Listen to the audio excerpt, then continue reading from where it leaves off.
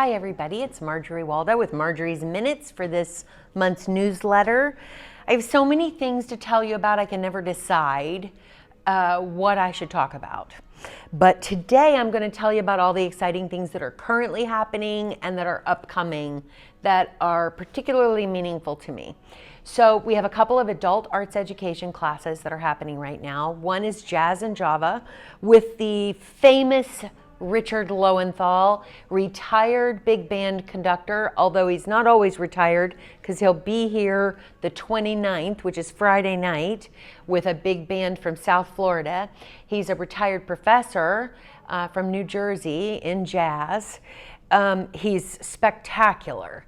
And he does a lecture series with about 25 people at a time. And these people are his fan club. They end up going to concerts together, they go out to lunch together, and they follow Dick around. So if you don't know Dick Lowenthal and haven't heard him talk about jazz, definitely introduce yourself to him the next time you see him. He's one of our board members and an incredibly talented gentleman. We also have Acting for Adults, which is taught by Michelle Diaz, who is our Director of Theater Arts. She also wrote the curriculum for our Set the Stage summer camp.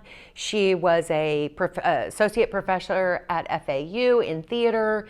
She started her own theater company in New York. She has film, TV, and stage credits as an actor. She's a writer. She does it all. We're really lucky that she's involved with what we do. She also has a fan club, and she does a sort of an organic acting class for adults once a week for, I think, 10 weeks. And she meets the participants where they are. So if they're less experienced or if they're very experienced, she's able to provide awesome opportunities for all of them. That one just started. And I think Dick starts soon in the next week or two. The next thing I want to talk about is theater. I've told you about it before, but I want to remind you of these three pieces and tell you again that we have a subscription that takes a little bit off the top of the price of each one, and all of them are affordable. So on November 5th, we have Mile in My Shoes, which is written by Catherine Taylor Smith on the topic of homelessness. It's a one-woman show written and acted by the same person. We are collaborating for this event with the Delray Beach Initiative to End Homelessness, Ezra Craig's organization, and we'll be collecting donations of new men's underwear to give back to the community. There's been a lot of conversation about homelessness at the City Commission recently, and it's not just a problem in Delray Beach, it is globally an issue, and this is a great conversation starter.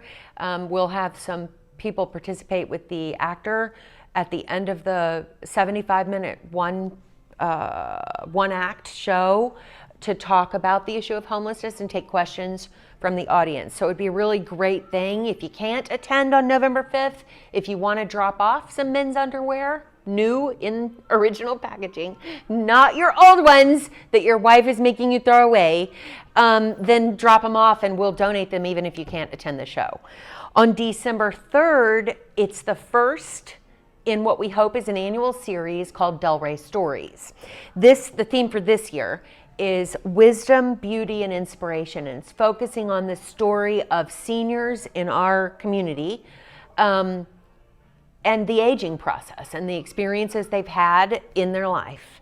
Those stories are submitted to us, and professional playwrights will rewrite them, tweak them, turning them into monologues that professional actors will act out on the stage.